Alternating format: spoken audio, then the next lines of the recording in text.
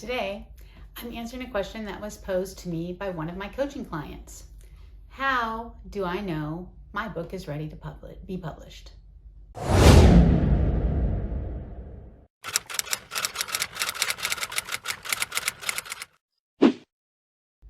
There are 3 ways that you can get other eyes on it that are unbiased and helpful, and 2 things that you can do before you get that done.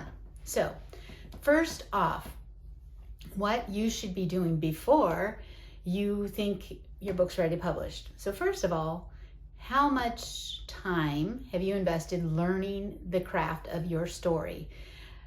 By reading memoirs, if that's what you're writing, by reading historical fiction, if that's what you're writing, and by reading books about how to craft characters, what story structure is, and you figured out all of those details, that what the norm and the expected is, and you've learned that, you've done your due diligence for that from books, by taking online classes, or attending writers' conferences, or other workshops where you are learning from someone who knows the craft of writing.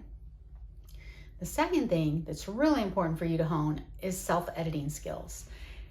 Now, I know some people are not grammar gurus, and they're not great spellers, and they didn't get an A in English, but they have a story to tell, and that's great. That's what editors are for.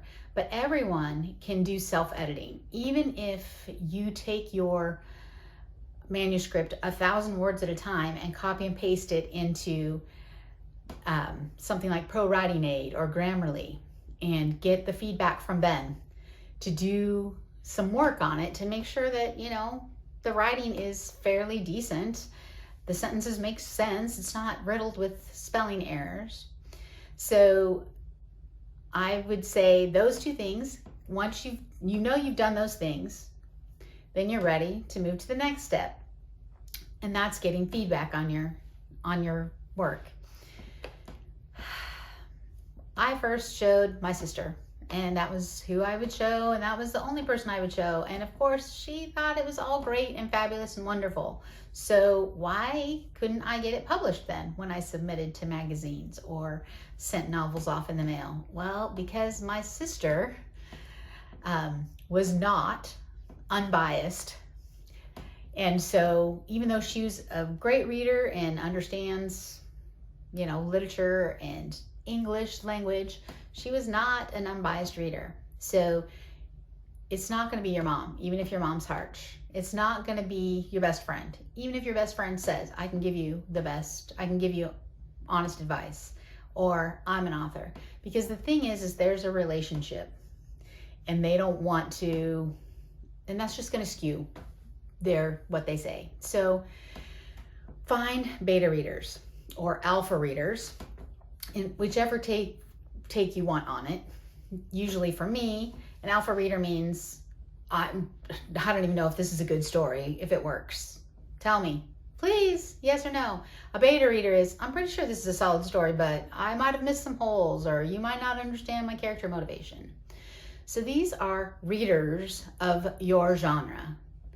If you have a memoir, then these are people who read memoirs. If you have a young adult fantasy, then these are people who read young adult fantasies, because they understand the genre expectations. Even if they couldn't tell you what they are, even if they couldn't vocalize it, they know because they read it. And so they understand what makes it good, what makes it work, and if it's not working. Now, beta readers are readers, not writers.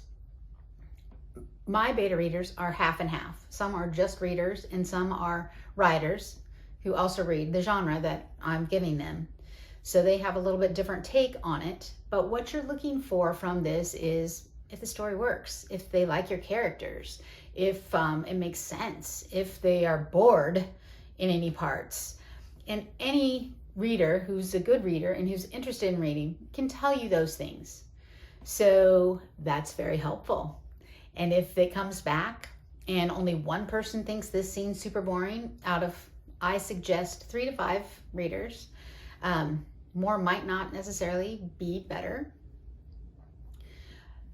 If only one person said this part is boring, no one else said it, read it again and you decide. But if you have 2 out of 3 people say, I don't understand why your character did X in chapter 5, that means red flag. You need to go back to chapter 5 and make sure that your character's motivation is clear. So the second place that you can get some unbiased eyes for your manuscript is with professional feedback. Now, the first professional feedback that I got was from a writing class I took.